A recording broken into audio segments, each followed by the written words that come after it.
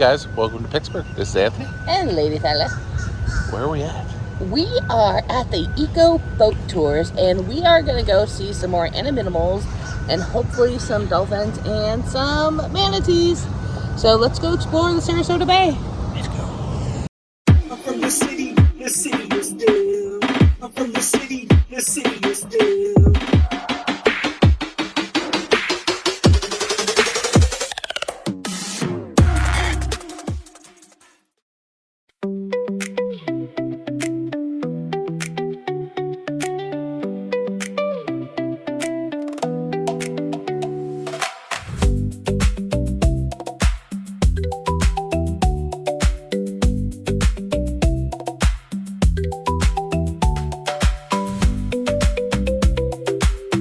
Alright folks, can everyone hear me okay? Can I have a thumbs up if y'all can hear me alright? Alright, thank you. Welcome aboard to Sarasota Bay Explorers. Now that the boat is moving in a forward direction, you guys are free to get up and move out the deck as you please. Just remember to watch out for these yellow struts on either side of me and across from me. They are a tripping hazard.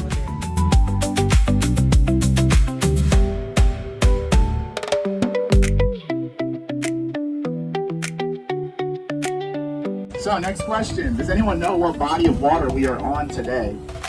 On right now. Sarasota Bay, very good. So Sarasota Bay is a 35-mile long stretch of water. It extends from Anna Maria Island in the north, that direction, all the way down to Venice in the south, that direction.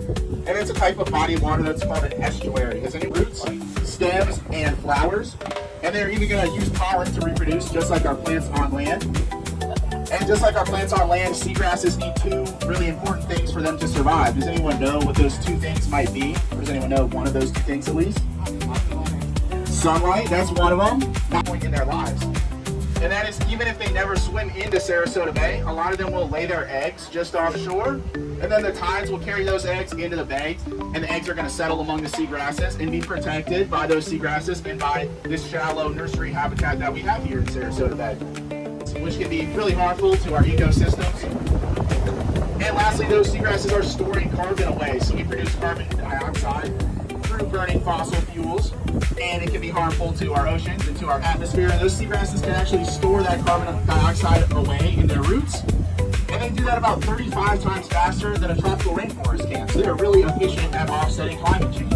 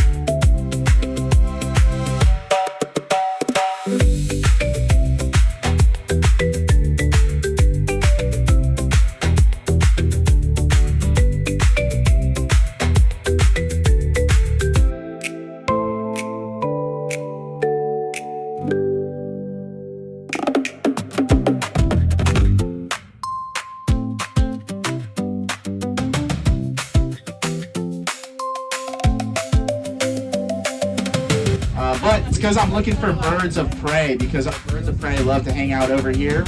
We have two species of birds of prey that rely on Sarasota Bay, the bald eagle and the osprey.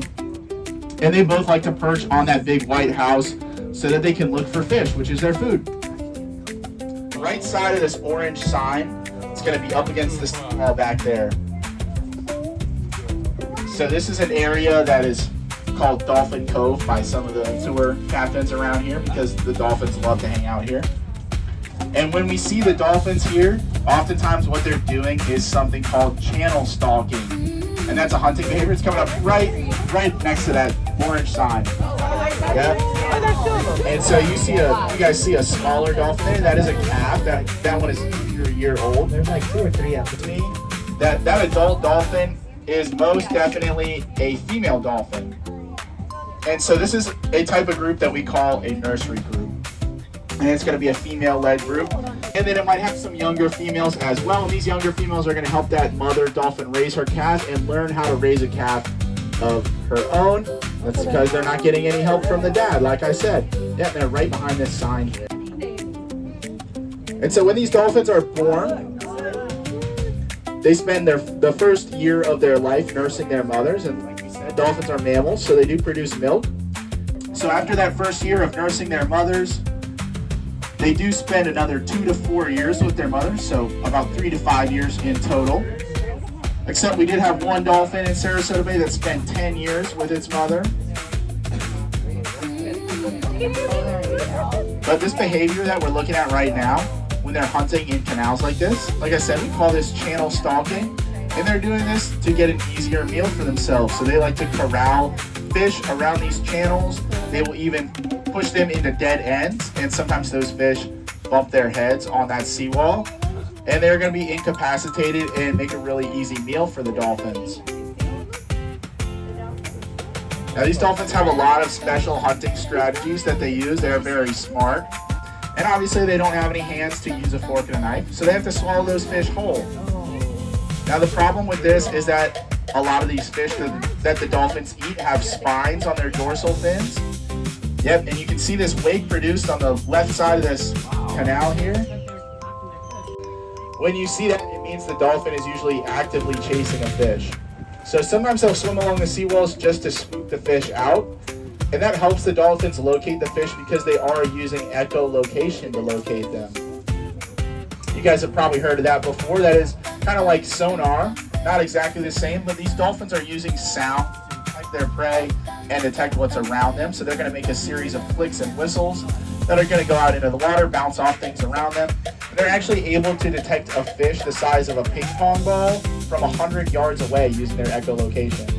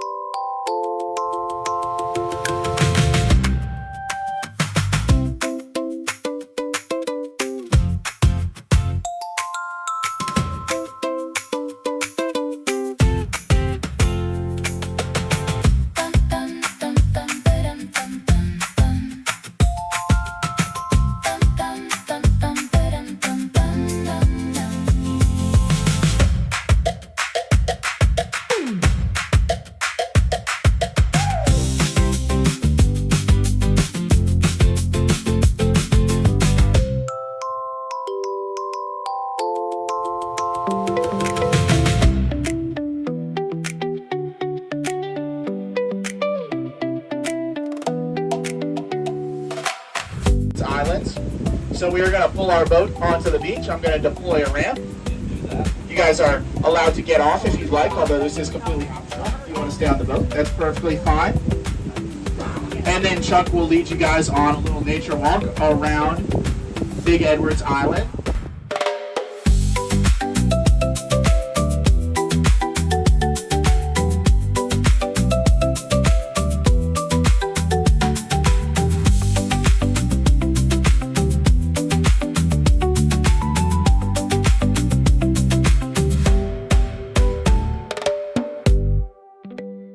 what's interesting about these islands, they're made up of a combination of naturally occurring islands, like that little red mangrove island behind our boat, and man-made islands.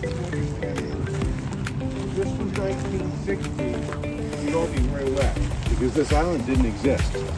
Now, as you've already learned, Sarasota Bay is a very shallow body of water. Does everybody remember what the average depth is?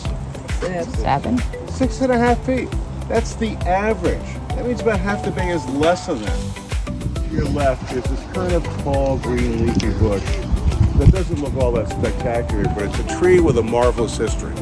It's called a Brazilian pepper tree. Brazilian pepper tree was introduced to Florida in the late 1800s. It's a decorative tree, so people could decorate their homes during the Christmas holiday.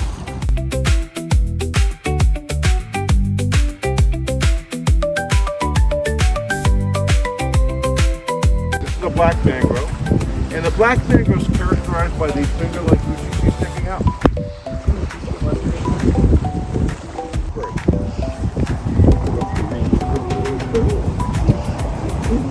It's a little crab. Yeah. He just took off. What? Yep. Yeah. They never go in the water. They live in the mangrove trees.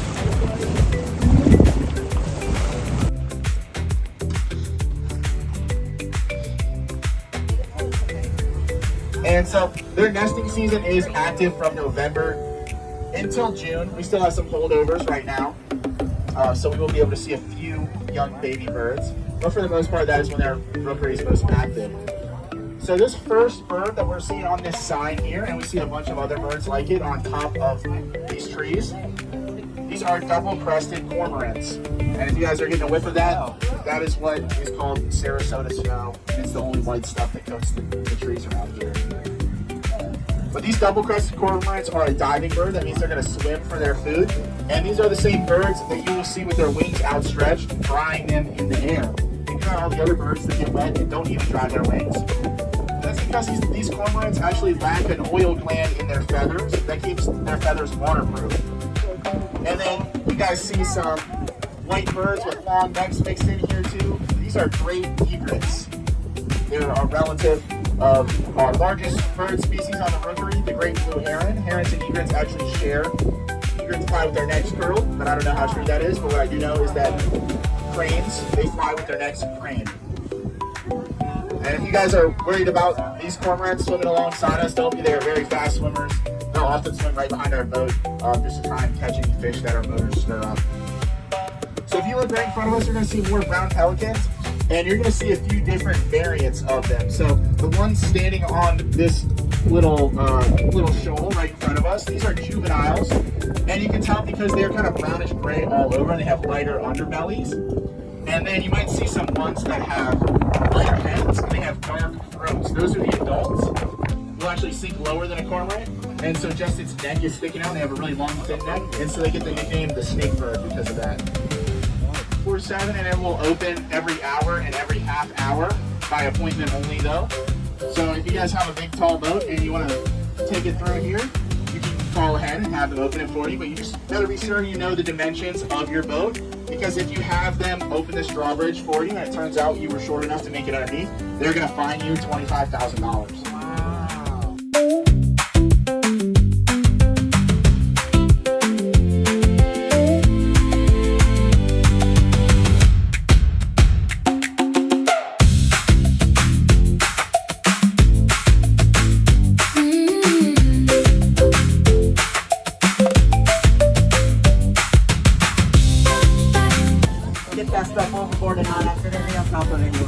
And if you can't see what's going on, don't you worry. Everything that gets put on the table and in the aquarium.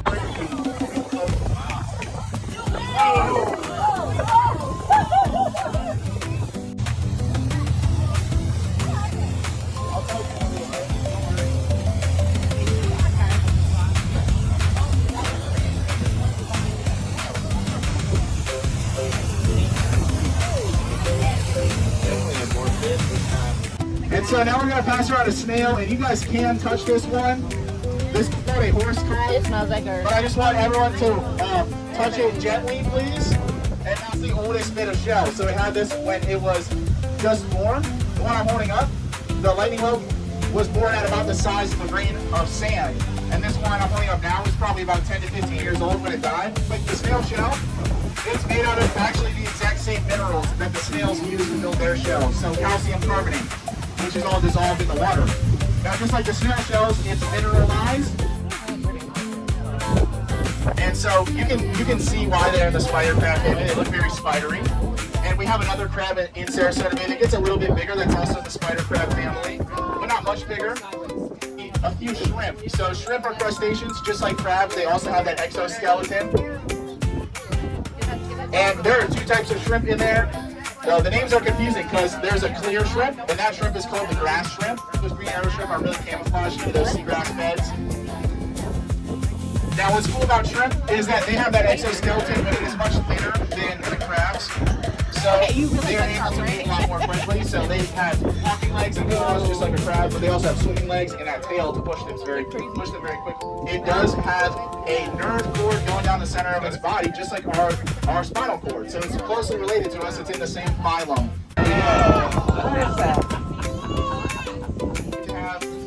Just one entry hole and one exit hole, kind of like humans and other vertebrates. And they have like thingamajigs on their legs on the bottom.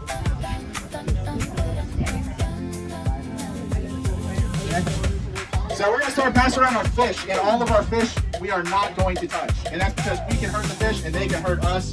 They have spikes that can hurt us. So use that lateral line to detect prey. So that's why a lot of fishing lures will rattle or shake or vibrate, because they're trying to trigger that fish's lateral line system.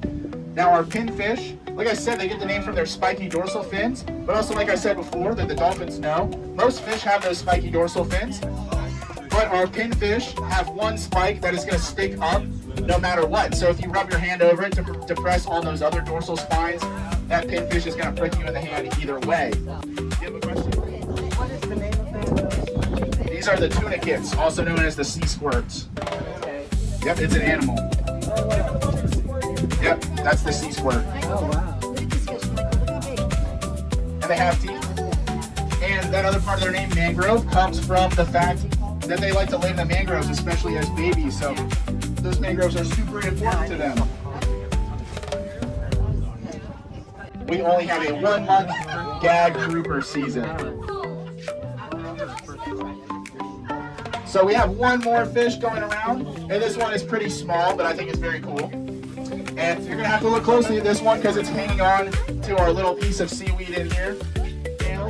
But the males then have a pouch that they can use to receive the eggs. They fertilize the eggs in that pouch and then hold on to them until they're ready to hatch. And they come out fully formed, unlike most fish, which have this free-floating larval stage. Something in the box would be great. Thank you folks for coming out with us. Again, I hope you guys all enjoyed the cruise.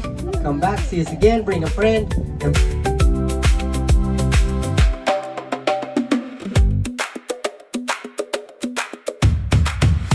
hopefully you enjoyed this. If you did, make sure you subscribe and come along for future videos. Until next video, guys, may God bless you, and I hope you take it easy.